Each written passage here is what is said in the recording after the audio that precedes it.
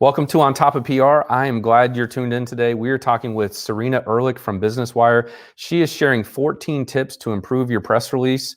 We're going to talk about a lot of interesting things about how to leverage and utilize commercial news wires to your full benefit.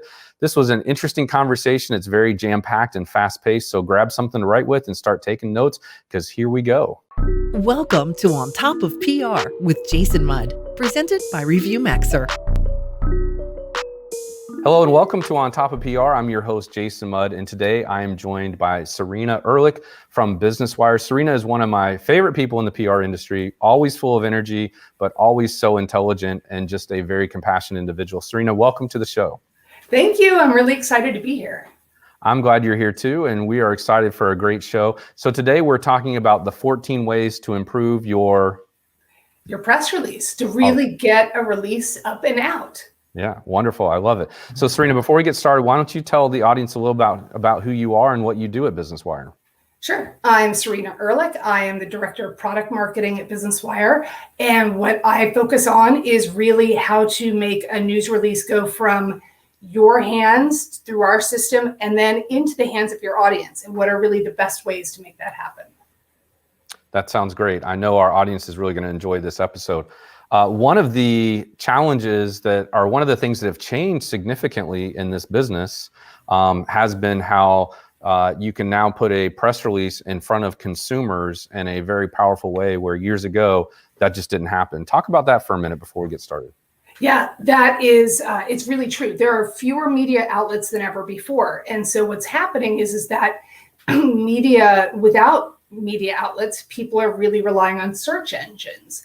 And when your news release goes out over Business Wire, you actually also end up at fairly high in search engines. So what happens is then you're not only reaching media outlets, and not only are you seeing news that people like being shared on their social channels because you've got advocacy happening on the consumer side, but you can now also own search engines. So then as your people are considering your product, your media, your actual words, your press release is right there in front of them, and it allows them to make choices.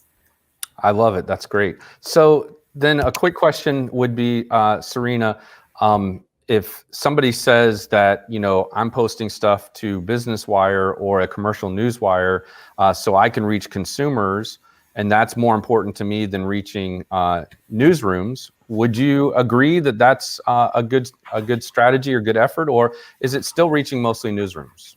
It's a great question. It's going to, first off, you don't want to use wire services or commercial wire service for something that's not news, because the distributions that you receive are based on reaching news outlets. And news, by the way, can be something that a trade magazine would run. It can be something an influencer would be interested in. The definition of news is not just breaking headlines for financial companies. Mm-hmm. But what it does do is there is always tied to it this component again of search engines and being able to be shared into social. And that's where this direct to consumer happens. So what I find is that it's actually interesting that when a company tells me that they're looking to reach consumers, I find that it's not the distribution or the wire service that's the thing. It's how they write their news releases. And I hope that makes sense. It's not that they need to think about it as, am I trying to reach media or am I trying to reach consumers, and how do I activate them? But it's actually, it impacts how they write the release. If they're really trying to get a financial or a business story written, their headlines tend to be very different than when they're trying to be consumer oriented. Mm-hmm. What's interesting is consumer oriented headlines do very, very well. Okay. Yeah, that's good to know. So you have 14 tips today. I know we won't have time to get to all of them, so I would love to just start jumping right in so we have time to cover as many as possible. And then we'll make, through the episode notes, a link available to where the audience can consume all 14 tips. How does that sound? That sounds great. And sit back, everyone. I'm going to talk really, really fast. Let's do it. So when you're writing a press release, the very first thing you have to think about is who's your audience, right? You've got to know who you want to reach. You've got to know what interests them. And then you want to think about writing your headline. When you write a news release, your headline is the number one factor in the open rate of your news release. It's not just the news content, but it's how you're sharing that content with the reporter. So we had a session with Ann Wiley, and one of the things that she said is the most important word in your headline is your verb. She said you need to have a verb that really stands out and pows people. It's got to be an action verb. It's got to mean something. And she really suggested leaving out adjectives and adverbs. Don't even put those in. And then we know that a headline should have all the information. It used to be that you wanted to have a smart headline that teased the opening of the release.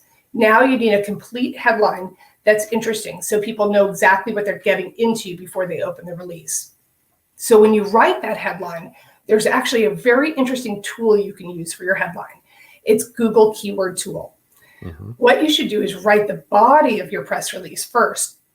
And then when you go through the body of your release, figure out the action words that are in the body of your release and how many of those you want to put in your headline, or that makes sense in your headline.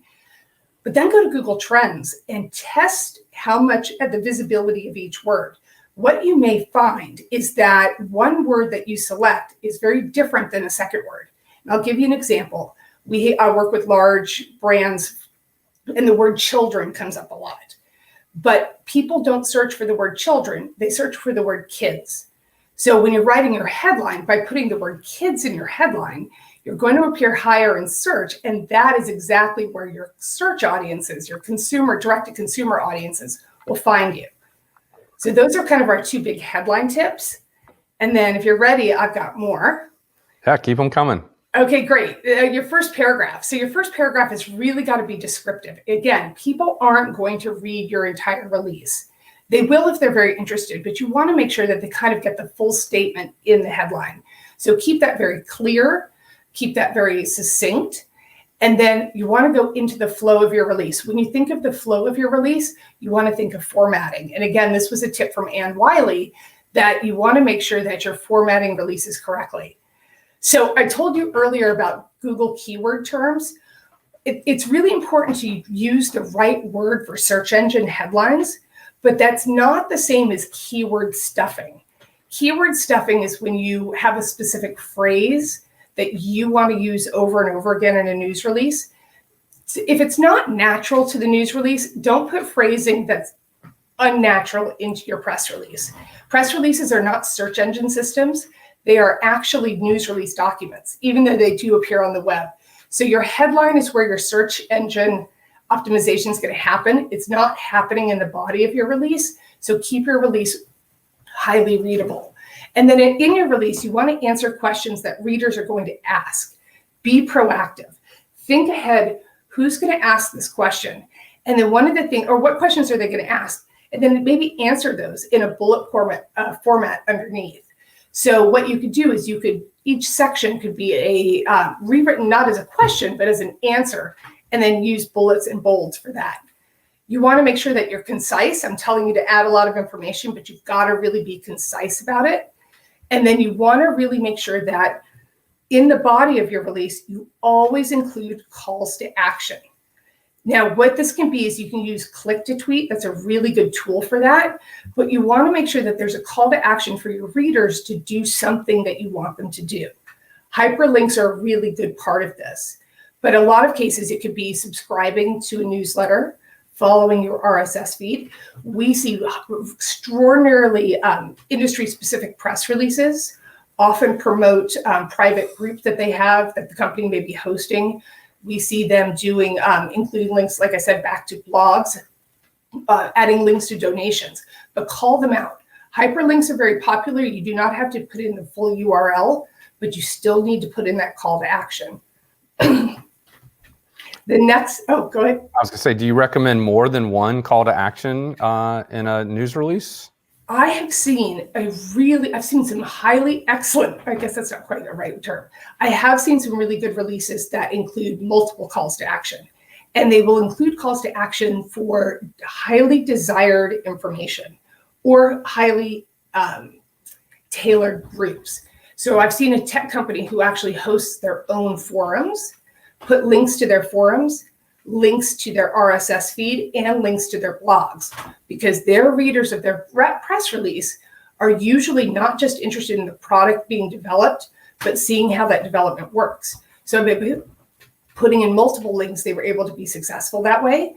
Then what you do is when you send out your press release is that your monitoring reports, you can open them and see how many links your reports received. And how many clicks your links received, and you can see which ones are working. And if things aren't working and you're not getting new subscribers, you can remove them. But these often can be a really good funnel piece for subscriptions versus just a link to a landing page. Okay, very interesting. All right. What else you got for us? I have so much more. Oh, by the way, we're on 0.7, so we're rolling through these. Oh, good. Well. Okay. Wow. We are cruising. We are. So I wanted so include numbers as we're going through them then, so I can keep up with you. Oh, I'm so sorry. Okay. No, it's good. I'm sure everybody's taking notes as they're listening. Yeah. So I will just quickly, we have a little time. I'll quickly recap. One was writing your headline. It's got to be a complete headline. It should not be a teaser. Number 2 is using your keyword tools. Number 3 is putting information in your first paragraph and making sure that really is successful.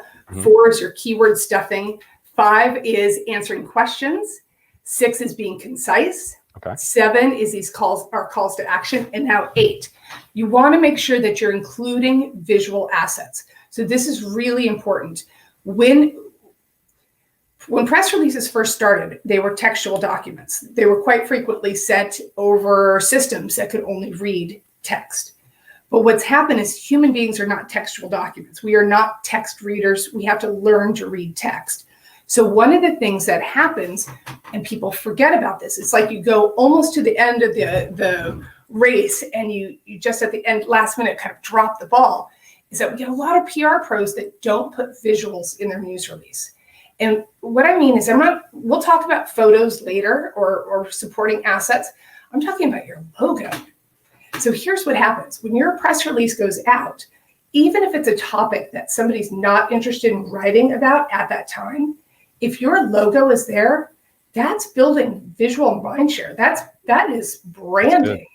And it is, because you forget that this goes to all of your industry trade press. This goes to all of your reporters. It goes on their websites. So your logo starts to becoming, it's found everywhere. And these are all free services. The logos, there's no cost for this, but it's, again, and then reporters see it. They get a choice to see your logo right there. When it's shared on social, the logo appears. I love it. It's just a good reminder of repetition. People in real estate say location, location, location. And I say in PR and marketing, it's repetition, repetition, repetition. So we're going to take a quick break because we're rolling right through these, and we'll come back on the other side with your other tips with Serena Ehrlich. Thank you, Serena. You're listening to On Top of PR with your host, Jason Mudd. Jason is a trusted advisor to some of America's most admired and fastest growing brands. He is the managing partner at Axia Public Relations, a PR agency that guides news, social, and web strategies for national companies. And now, back to the show. Welcome back to On Top of PR. I'm your host, Jason Mudd. We're with Serena Ehrlich from Business Wire today. And before we jump back in, I want to say thank you to our podcast sponsor, ReviewMaxer. ReviewMaxer, we appreciate your sponsorship, and without you, this show wouldn't be possible. So if you need help managing your online reviews or monitoring them and improving them, please be sure to check out reviewmaxer.com and tell them you heard about them through On Top of PR. Serena, I believe we are on number 9 of your list of 14. And number 8 was about using your logo and the importance of that visibility. And number 9 is related to that, you said.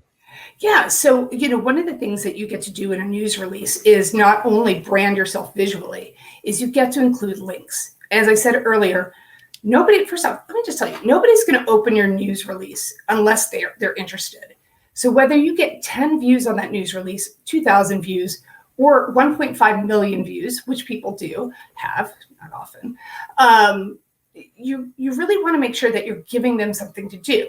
So what you want to do is you want to make your release easily readable, right? We talked about that. You want to have the visual. But now what you want to do is put hyperlinks in there. Drive them out of the Business Wire press release or your commercial news wire press release and back into your website. Right. But the trick is don't put them everywhere. Don't bury them at the end. Right. Whenever you're talking about something. So if your press release is launching a new product, the first product mention should have a link back into your website. Okay. Let people go the minute they want to go. because if you wait too long, by the time they're at the end, they're going to think they know everything. They're going to think their 3-minute skim of your press or 3-second skim of your press release is everything they need to know, Right. and they'll walk away. Yeah. So put it in and make sure it's behind something valuable. Ditto. Let me just add some quick context that I'm hearing here. So you're reminding me of when I came up in journalism, right? As a news reporter, we were told never write the headlines, and you're kind of saying don't write the headline too soon. Write your story first, and then use the Google Analyzer to figure out what the keywords for your headline might be. And then the second thing that you mentioned there was write it in inverted pyramid, which, it sounds so old school to say inverted pyramid, but, that's really what you're saying is people want to, tell them what they need to know right up front, and then the less important information later. Do you agree with that? Absolutely. There are going to be people who want your quotes. There are going to be people who want to see quotes. That's not a problem at all. You've got your quotes in there. But for today's reader, who's much faster, they're much more interested in skimming. They truly believe they don't need to know more than that. It used to be that everybody knew that you had to read the last sentence of the third paragraph, that was the gotcha statement. Now it's your headline. It's your first paragraph. Gotcha. Okay, so now we're number 10. Yes. So, we're number 9. Okay. So we were just going into that. So I'm sorry, you're right. We did just talk about hyperlinks. We're at number 10, measurement data. Okay, so this is really, really interesting. Is we get a lot of reporters who say that the one thing that can help with them with data is reporters who say that the news release is it's great, but they didn't get it at the right time. Right. Or it's great, but they didn't see it. So what we want to recommend is use your measurement reports. So when you send out a news release over your provider, they're going to give you reporting back. Let's say you always issue a release at 8:15 on Tuesdays. You might be better off if you issued it at 8:15 on a Wednesday. You might be better off if you tried it at 7:15. We've had customers ask us why their releases that they distribute at 5 a.m. Pacific time don't get picked up. Well, because at 8 a.m. Eastern was great for 8 a.m. Eastern reporters, but it really didn't work today and during COVID for the 9, and that's not always the case, but right. If you make small tweaks in your timing, you actually could get much better success, but you won't know unless you have to use your measurement data. So go into your reports and actually look at that and see what's in there, because that's and that sounds like a last step, but it really isn't. If you've done any releases previously, you can go into your old reports and just look. And what's very interesting is you almost always can see when the shift happened, where they found a success mark, and then ongoing success. Interesting. Yeah. I always believe in testing and tweaking, but it only works if you actually pay attention to the results. Yes. And people forget. They also think that the time that they decide to send it out is something that's locked in stone. Right. Unless it's an earnings release that people are expecting at that time. Right. Yeah. Be flexible. Absolutely. Okay. This is now, great. The next tip goes back to logos. So the other thing I was saying is that that visual branding, every time you're breaking into a new market, you've got a logo on your release, you're making those visuals. The other thing you have to do now, and we've been saying it for 100 years, so this isn't new, you have to put a visual with your data. So George Floyd kicked off an entire global revolution. That was one video. That wasn't an article. It was a video. And that, more than anything else in the world, should have told PR pros, oh my God, we are doing this wrong. Today's PR pros, you have to put a visual in. Video is very good, but photos are still the most in demand. Secondly, do not put a video or photo created by your marketing department in your press release. Yes. This is a huge, first off, and I'm sure you know this, for people who know this is an easy way to get coverage because you have a visual that actually speaks to a reader audience, not a product shot. Right. But those who don't know it, it's a new line item for agencies. You can literally bill out and start building and take ownership. PR people can actually get a budget and start building earned assets. This is going to be the new thing because 59% fewer media today than 5 years ago. That's a huge drop. So if you're not giving earned media assets, if you're not providing an asset that's going to activate, in a way Right. that a product shop doesn't, don't bother. But if you put that, well, no, that's not true. Always add a visual, because the other thing is just like everywhere else, you add a visual to your news release, you get more and more eyeballs. But if you put the right visual to it, you'll absolutely get the more attraction that you're looking for. I know we've talked about this where reporters are saying they spend more time tracking down a visual or a photo for a story than they do actually researching, interviewing, and reporting and writing their stories. So I have a story, and I won't tell the industry, but there was a client of ours that truly realized that every time they sent out a press release, their coverage included their competitors, not their product, but competitors' buildings, it was reporter revenge. Reporters were so tired of trying to find multimedia to fit their stories that they just started putting the competitor, and the media company adds their own media. Every single release a client sends out now, and this has been years, now includes an image. Reporters truly, if I had a choice between writing about you or, well, company A or company B, and B has an image, company A just cost me 4 hours of my life. Well, what am I going to do? Yeah, that's good. All right. What do you got next? Well, and then the other thing is that you don't always have to create new assets. The other thing is to look through the asset sections that you have and think about how you're going to repackage the asset. Right. It can be sometimes that you might not even realize that you have a white paper, you said something that has a series of imagery in it that's been laid out in the paper. Pull those out, make a story arc on your social channels with those same imagery. Utilize these types of images over and over again. And then also think about new tools. So there's now interactive media, which you can actually take a video, a photo, or actually you can take 10 photos and a video and a PDF and a live stream, and you can actually bundle it into one asset. And that one asset has one embed code. Right. Which means you can now think of it again, take this, you would only pick the pieces that tell the story, but let people experience your story and your assets in new ways. So what we've always thought about doing, like I don't know if you're Instagram, but I know you're on Instagram, but a lot of companies on Instagram do quote cards. Right. Well, that's just a visual way of existing content, right? I took a text, I took a headline, and I put it on here. Well, we need to think that same way with our multimedia content. Gotcha. How can I repurpose it? Okay. I've lost track. What number are we on now? We're going on to 13. All right. Rounding towards home. I love it. Take a sip for this one. Yeah. And then I have some quick rapid fire questions for you at the end. Great. Okay. So build relationships with media. The next two I'm going to tell you are directly related to amplification. One of the things you do is obviously before you ever pitch somebody in PR, you should already have a relationship with them in one way or another. You should know enough about the person you're pitching. But what happens when you secure that coverage? How are you building a relationship with that reporter after you get the coverage? Share it out. Share it everywhere. And this goes into number 14. So I'm going to kind of put these two together. Sure. Same thing with your press release. Your press release is a piece of content, yet I rarely see the press release on corporate social channels. It needs to be treated like a content piece. And what you need to do with both your editorial coverage and your content piece is you need to figure out how to share them as widely as possible.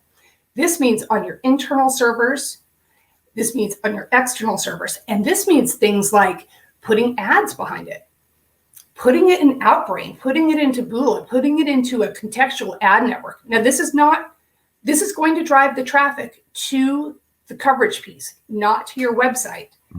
But coverage is still the most trusted piece of content a brand can generate. Right, that's right. It's right. So pay that person to get the traffic. Then the reporter's getting all this traffic, right? So the reporter's getting compliments internally on their end for all this traffic. You're driving people to a piece that's converting for you. Right. Right. And hopefully that piece links back to you and you create the full circle. Yeah, that's awesome. So do that with your news release and with your editorial coverage. Okay. Let the audience choose what they want to pick. Right. Love it. Okay. Did we get through all 14? We did. Okay, awesome. That is so good. When we scheduled this, I was like, we might be able to cover 3 or 4, but no, you brought the energy. I love it. Thank you, Serena. So let me throw some questions at you. The first one is, you mentioned earlier, right? Kids versus children. I learned from one of your past colleagues that while we as industry pros and we follow AP style says to use the word news release, but people search more frequent and it's more common vernacular to use press release. Is that still the case? It is still the case. And you'll find that I try frequently to use both when I write. When I write for Business Wire, we prefer news release, but even in my blogs, I'll use both. We do the same thing. Yep, same thing. Very smart. Okay, my second question is react or rebuke the statement of commercial news wires are really great if you're a huge household brand like Disney or Tesla or Apple, but for everybody else, it's probably not a good use of your money because no one's watching for unknown brands on a wire service. Lies, all lies. That's total BS. Here's the thing: you wouldn't be in business if you didn't have brand fans. Right? Brand what? You wouldn't be in business if you didn't have brand fans. Okay. If you didn't have people who loved your brand. Right. Okay. Building your brand requires work. A newswire isn't going to be your media relations program. Right. It's an amplification of your media relations Love program. it. Yes. Good. Your point. your media relations program is the kickstart of everything. Right. Your marketing program, everything launches when that press release launches. So when you're a smaller startup company, think about it again. Use the logo services, use the photo services. What you're going to get out of this is reach. And also what's of interest to your readers, write to them, to who you want to reach, write to them. I have seen white papers, industry white papers be distributed over wire by small startups, end up in the New York Times. Wow. Okay. Yeah, you can. It's got to be the right thing at the right time. Sure. Newswire. It's like a PR team. An agency can't solve the problems. We're not going to solve any corporate problems. But what we can do is amplify the good work that you guys provide. Yeah, I think agencies can solve those problems as long as they have ears that are listening to what leadership team is listening to what the agency is saying. But I get your point. Yes. I get your point.